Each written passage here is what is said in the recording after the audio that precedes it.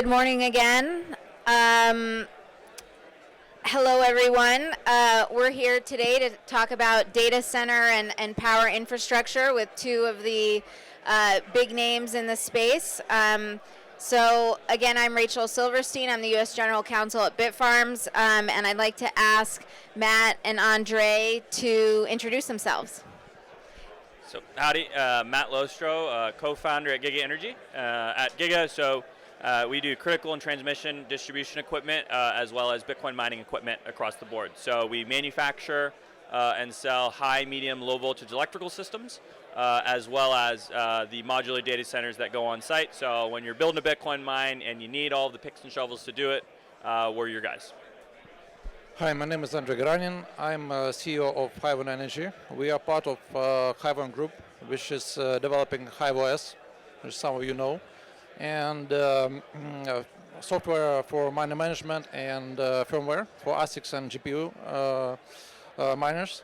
And in Hiveon Energy, we're actually doing the custom solutions for miners, where we are focusing on the energy solutions where we can optimize operations for our clients, help them develop new sites, help them generate revenue from ancillary markets, and basically help them to be the last guy standing after the next halving or the few halvings coming. Great, thank you. So clearly two experts in data center and power infrastructure.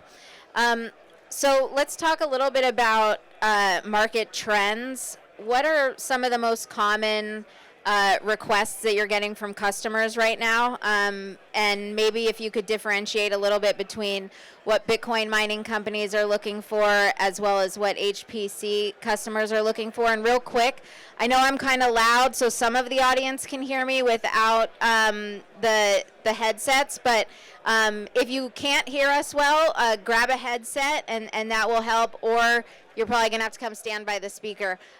So let's talk about customer requests, and Andrii, if you want to start. Well, I think the most requests which we're getting recently is actually to help the clients to get connected. Basically, of course, with the surge in Bitcoin price and actually mining becoming more and more popular worldwide, I think we have a privilege that we interact with clients not only in the US, not in just like in one region, but we actually interact clients worldwide. I mean, our company has been present like in 180 countries. And the biggest, let's say, request right now, of course, to get power, affordable power. Another one is to be efficient. And I think the efficiency meaning is not just kind of getting the cheapest power, but to as well to have the efficiency in terms of like forecasting how the equipment is operational, how to get the most out of DR services where they're available, where the clients can get various revenue sources, get connected to intermittent energy sources like solar, wind. This is, I think, this is going to be a next big trend for large miners, well, especially like in the medium ones, which will be looking for, let's say, like exotic connection sources. And the other part is that the clients are becoming more. This industry in general is becoming more mature. They're looking for standardized reporting and having the basically it's not just a geek operation, but it's really operation for enterprising. So this is the major trends which we observe. I love going second, so I get to formulate my answer. One thing the two industries have in common is they're all looking for power, and they're all looking for the infrastructure to then unlock the power once the company or the utility is willing to sell them the power. It looks a little bit different in terms of what the variables they are going after. So, for instance, Bitcoin miners on the side are more sensitive to price, but just in general, they'll basically take anything they can get at these days, even 5, 6, 6.5 cent power. People are willing to look at just because the supply is gone from like a reasonable time frame. On the HPC side, I won't pretend to know a lot about the development, but they are a lot less sensitive on the power side in terms of the cost of electricity relative to others. The other part that they all have in common is around the infrastructure. So what type of transformers do they need to unlock the power? What type of breaker systems, isolation systems do they need to unlock the power? There's basically 4 major players out there: Eaton, Siemens, ABB, Schneider, that sell this like large industrial equipment, and then a couple international companies that are doing the high voltage transformers. And lead times are really, really long. And so even if you have like Microsoft buying Three Mountain Island, like there's still more things to be done outside of just purchasing the generation asset to be able to consume that power in a way that is commercially available for whatever application they're using. Andrii, you mentioned exotic power sources, I think was the word. What did you mean by that? This is if you consider like there are a number of energy sources which are available currently. The miners are typically were looking for a stable power source, because this is by default the load which any data center generates is quite stable and flat. What we're meaning by exotic is that there are currently, so if you look at the latest trends over the last decade, of course, the number one energy source becoming the most, let's say, efficient one is the renewable solar and wind. The other factor is that these are sources which are intermittent. In solar, you cannot get them during the nighttime. You will only get the power only during daytime, and plus it's not stable as well. So what the clients actually looking is that how to combine operation. Let's say when they mine during they operate during the off-peak hours, because these energy sources are already connected, so they have already infrastructure. Basically, they can tap the excess power which I would say, majority of solar plants are overrated. They have this effectively like free available power, which is not being used during daytime. It's only used for capturing, let's say, shoulders like at the evening or in the morning. And this is where you can have the opportunity to actually tap into. This is where the miners can come in. And the other thing is, what I want to mention is that there is like a term of like an energy. It's kind of supplier of last resort, right? When you don't have any other suppliers available, the miners become, especially crypto industry, becoming kind of a consumer of last resort. It's when you can sell the power when you don't have any other means to realize it. And so this is, I think, becoming. It's not just. I just mentioned one source, but there is as well. I can see that there are applications in biogas, in landfill gas, in even in the just normal, how do you call it, the natural gas. So these sources as well. They do not provide like a flat load, flat generation. They're intermittent, and it's actually this we're actually focusing on providing our clients the flexibility, because we developed the solution which allows for a miner or data center to follow the load which is available, so and adjust accordingly, basically in real time. And this is our core focus, and we believe this will be more and more demand for such applications, simply because there is not the grids are overloaded. Actually, I think we're going to talk a bit later about this, but this is indeed a challenge where we need to utilize the available power. So, Matt, you mentioned infrastructure lead times. What do Bitcoin mining companies need to know about those lead times, and is there anything they can do to improve on those? Yeah, I think there's more and more people realizing that lead times are getting crazy, so they're coming into the market, Giga being one of them.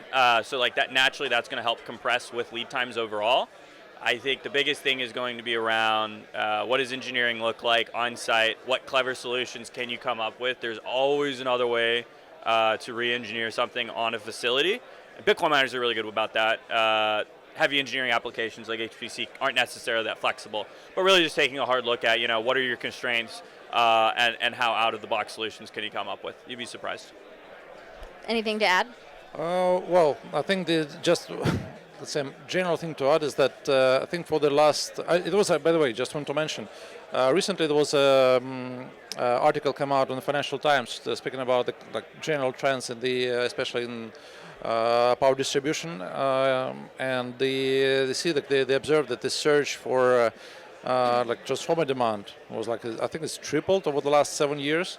So especially after the pandemic, it really took off. Right now, it's I think the total market is around 70 billion, which was around 20, which was about 7 years ago. So this is really a massive trend. The only thing I can comment is that I'm actually I forgot to mention, I'm actually from the solar industry before, And in crypto industry, I'm only for a couple of years, so I'm really a newcomer. But spent about like 15 or 20 years close, building generation assets.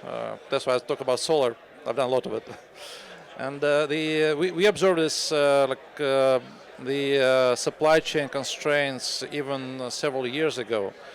Right now, I think this will be becoming more and more challenging because there is a global energy transition, and this we have to just take into account because it's not just affecting, let's say, on the generation side. There's definitely demand for cleaner, cheaper, more efficient energy sources, but there is as well surge into transform into electric consumption. We see the rise of EVs. We see the use of electricity more and more compared to like fossil fuels, and this is not just dictated by kind of the trend. It's dictated by the actual cost. The underlying cost of renewable energy sources is much lower than fossil fuels, and you're not dependent on commodity prices. So we need to be prepared for the for this trend, and the clients who would like to go there, the industry players who should going to increase or ramp up the operations. They need to take into account these constraints. They need to pre-order equipment, work closely with the manufacturers of that, and see maybe like refurbished equipment available there just to be there on time. Because this industry is very dynamic, and the faster you get connected, the faster you actually start operating, the more you earn. This is a very simple game. So you guys have already touched on this a little bit, but I want to get your take on how grid operators are receptive to our industry now, and specifically, what do you think the best arguments are for how Bitcoin miners, and you can compare and contrast a little with HPC providers, how those two industries are supportive or complementary to the grid? What are the arguments that are winning out? Either one. Okay, I can start. Since, what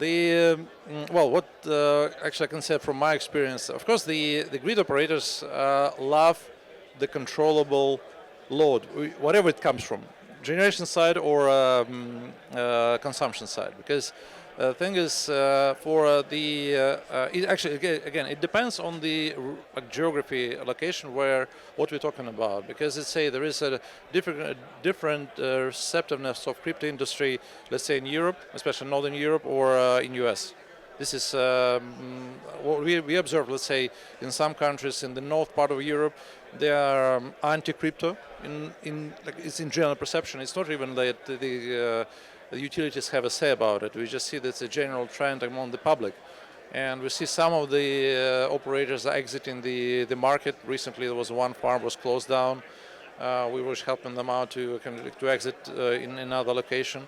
And we see these are kind of the trends. Even that when we speak to utilities, they understand that having a controllable load is actually bringing them benefit, because they can plan out much more efficiently their own operations. And this is where you can actually start this discussion with the utility that providing such control and actually giving them control over that. For them, it's a great benefit, because for them it's effectively replacing either battery storage or replacing the generation side, which has to be as well can be maneuvered. And the other part. Most of the utilities that are facing challenge that solar panels, windmills are popping out everywhere, like big or small, and they need to be compensated somehow. This is intermittent sources, which, well, you cannot stack a battery in every solar power plant. It's just not efficient. But the actually having predictable load and controllable load gives them a great tool. I think this is the main argument when you deal with utility. And of course, the utility for them, it's connecting a stable operation, which pays the money for them. It's business. Yeah, I think so. Yeah, to riff on the first point in terms of flexible load, right? Think about it. No load source out there at commercial times actually runs 24/7, 365. Very few industrial applications do at full peak max capacity, right? That's like running your microwave 367. 24/7, 365, right? No one does that, right? And most of the time in industrial applications. So for Bitcoin to do that, that's very unique. The next part that is extremely unique about flexible load is that really this is the first time in all of human history that we have load this large that can turn off this instantaneously. That has massive implications for the grid, right? And back to the point of when grid's stressing, we could turn it off, keep grandma's lights on. So that's point number one. And it's not to be understated, obviously everyone hammers on that, but it is very unique. The second point is a lot of these the state regulations for public utility companies max out the profitability or the internal rate of return these corporations can have. Usually it's like Oklahoma, PUC has it 11 or 12% internal rate of return. So what happens when you keep your expenses the same and you just jack up their revenue and give them more and more profit? But they have a maxed internal rate of return. Theoretically, if we're not dealing with corrupt government systems, rates go down. Now, they do funny business where they start marking up expenses and putting things in there and being fictitious. But, if the system works as intended, we can increase the payback of public-funded electrical equipment out there and bring it from 30 years to 15 years, and the public gets to reap the benefits of underutilized assets that are just sitting out there Just that they paid for. Yeah, one more thing to add is that don't forget that when a data center being deployed, it's actually, we're talking about expanding infrastructure for utility. Because you would have to be, if it's a larger load enough, you need to do upgrades on the substations. You need to, of course you engage the local EPC contractors. So for utility, it's definitely, it's a business, it's infrastructure expansion, and for them this is definitely a welcoming event. Let's talk a little bit about the competition for power between Bitcoin miners and HPC operators. What does it look like in the market right now? And are there any noticeable changes to the sites that are available? Andrii, you mentioned, intermittent energy sources. And what are you seeing in that regard? And Matt, sorry, we're going to start with you this time. Oh boy, all right. I'm going to go off the cuff here. So what's also important to highlight too, right? So everyone basically needs a big power outlet to get into the grid. Everyone being, obviously Bitcoin miners and HPC, but there's other people that need to connect into the grid that are coming up with, you got battery systems, right? So Giga, we ourselves go out and we find this load, we build our Giga boxes, and then we essentially sell the operation to people who want to operate it. So we're looking for this load too. And so oftentimes you'll come across when you're looking at these substations and you're looking for available capacity, right? You're looking for infrastructure that's already built out, you can tap into, and then you can have an interconnect and pull XYZ amount of power because the transformer's at 40% capacity and we want to bring it to 99. So HPCs out there, obviously, I think with the utilities, they technically, have a public duty to serve the public and equally. But I think, HPC obviously has a bigger demand or more increased appetite because it genuinely does produce more jobs. It's more energy, it's more engineering intensive, and there's a lot more facets to it. And in their eyes, it provides more value. You could debate that on your own than Bitcoin mining. Just to, let's say, kind of maybe to comment on terms of the say holistic approach that what is the cause for competition for interconnection? Because one thing we just need to consider that the companies like miners compete not just with the other consumers, but which is actually, this demand is growing. Definitely, there are more electrical applications, there are more power is needed. There is as well consideration that other energy sources like solar and wind plants, which can be quite small, but as well they compete for the interconnection slot. And the thing is that demand for energy, or either is coming from the supply side or from demand side, it's actually, it meets a bottleneck of grid constraint. Basically, there is a challenge. We see it, observe it, like in various. I can name several examples. Like, we start talking about Nordics. In Norway recently, it was like this year. One large arms manufacturer wanted to expand their operations, only to find out that all available power, which initially was reserved for them, was already taken out by data centers. I'm talking about like crypto. I'm talking about like HPC data centers and all the others. And this is indeed it's a challenge because demand can surge almost instantly. or in very short period of time, while grids take time to develop.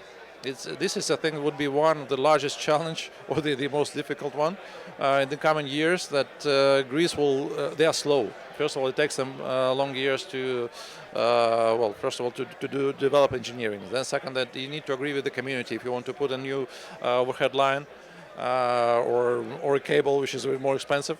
So this is indeed a challenge which needs to be tackled, and I think what would be really helpful that I was mentioning about flexible applications, but and Matt was actually mentioned that quite a lot of consumers get their say quote for the power rate based on the maximum consumption, which can be once a day.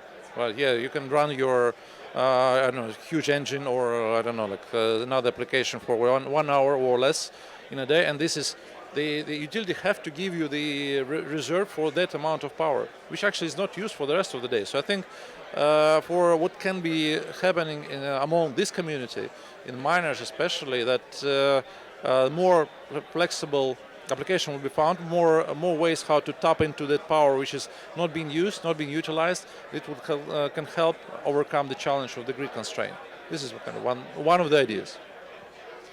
Yeah, I know of a couple small miners who are, I don't know that this would work for a large, definitely not a public company, but smaller miners who are perfectly willing to take, 25 or 30% uptime and use less efficient machines and attach to wind and solar farms. And, it still is a profitable mining exercise. How is grid congestion impacting deals that you're seeing and development? And are there ways around that?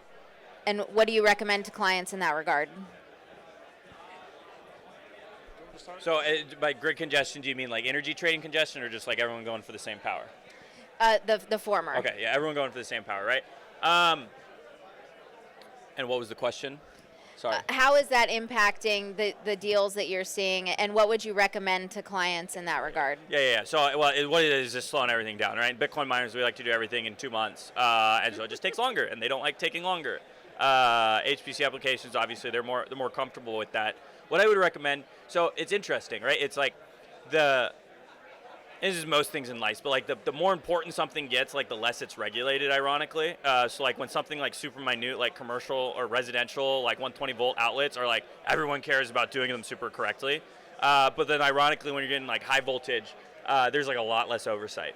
And so different people are flexible with different things. And so IEEE is the US standard or the North American standard for high voltage substations and high voltage, right? But you don't really have a certification agency going out there stamping it, saying you have to do it exactly this way. Everyone else in the world goes under IEC, which is the international standard. It's funny how America has to do everything different and harder. But there's questions to be asked. Could we do this IEC? This lead time is really long. Could we have an IEC part in this specific area, which is the entire bottleneck of our operation? Because everyone has to go for these crazy, super stringent standards. And so that's part of the out-of-the-box thinking of saying, why does it have to be done this way? Can we do it this way? Why can we not do it this way? And continually banging those questions over and over. Well, maybe I'll just kind of reiterate on my previous comments that to overcome grid congestion, I guess the best way for miners, which are actually, this is compared to any other consumers, this is the most flexible industry and which can be scaled up, scaled down. And I think the best word is to come to the energy source. Closer to the generation you are, whatever it is, the better. And you're avoiding the, effectively that the biggest bottlenecks is the grid. And there are, I'm absolutely, not just sure, I know the examples and we work with clients closely, which are right now either developing already, have deployed their operations closer to gas generation, to nuclear generation. Basically, the closer you are, the more power you will able to tap into. And it's a cost issue. You're avoiding the cost of transportation. This is the one of the. I think this would be the biggest trends because you are not really required to develop a huge infrastructure. It's not talking about HPC, because HPC is a different story a little bit. And definitely one thing to consider about, you need to get into batteries. Right? Unless you want to run your diesel gensets, contributing, and you will be dependent on the fossil fuel, which is really not the way forward. So that's my comment.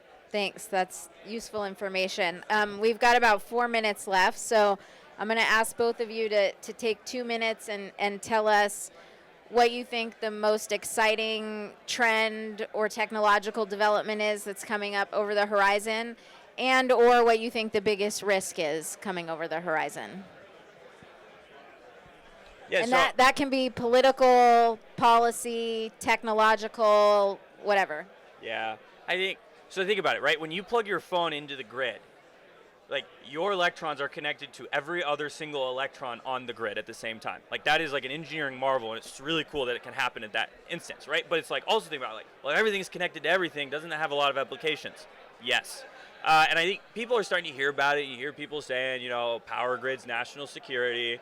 But there's just a lot of interesting problems out there to be solved and to be secured around, right? You think about China, like every single substation is owned by the Chinese national grid, and they manage it, and they have the security systems, and they're good, and they keep it under lock and key, and it's consistent across the board. We have private property rights in Texas, so like you can build your own substation, but like if you blow up a substation, right, there's like implications for the grid in terms of how load gets balanced, and there's just so many different aspects to it. And so what like I think is on the horizon is one, like just ability to have transformers. They're like the amount of like manufacturing capacity that China has around high voltage equipment is probably 50 to 80x more than the US has. And you can't just stand that up overnight, right? There's only so many steel foundries you have in the US to be able to accomplish that. And so there's just like a lot of threads to pull on. It goes back to this whole, you know, American manufacturing push that's been happening over the past couple of years. But it takes time. And you like think about World War II, every man, mother, woman, and child was like, you know, pitching in from a manufacturing standpoint, and like that was like a role in society, and now it's like not really a role, and it's kind of looked down upon in terms of being a blue collar worker or being in it, and it's just like, you know, whatever, less than 10% of roles, and I think that's an interesting change that's probably going to happen in terms of, you know, being self-sufficient for items that you would not otherwise initially think are vital to your well-being. Well, since we're talking about like trends and the challenges, I will say that we need to just to be aware. I think every player to be aware that there is a global energy transition happening. This is kind of an underlying factor which would need to be taken into account into strategy for every business which works with energy. And I think now it's this is probably the most energy intensive industry. And definitely all the trends which are happening there, we need to be taken into account. It's starting from where? From supply chain, for distribution or HV equipment, and to look out for anything, any policy changes either from the supplying party, as Matt rightly mentioned. China has a huge industrial base to supply that. We can see that a lot of equipment is actually originated from China. How it will play out if the tariffs are imposed, and it definitely will have quite a substantial effect on the industry. It will increase the prices. Indeed, there will be ways around it. There are manufacturers which are are located in Europe, in US, but the capacity is limited. So this is one thing, and it will impact actually everything across from generation side to the consumer. Basically, they use similar equipment and rely on the same supply chain. The other part is that I think the industry need to become more and more intelligent and sophisticated in utilizing the predictability tools. What will be happening with their equipment, when it will be what kind of models are coming out, what will be phasing out, and this is basically you need to be aware what tools to use in order to make your business efficient and profitable. So the global trends are that what is energy transition means. For us, it means that we need to become more flexible and become more prepared to any turns of events, be it a tariff, be it any kind of breakdown in the supply chain. But I think this is where we just need to be able to be flexible and self-sufficient as much as we can. Great, thank you. Thank you, everyone. That's our time. Matt from Giga, Andrei from Hiveon, thank you. I learned a lot. Thanks, guys.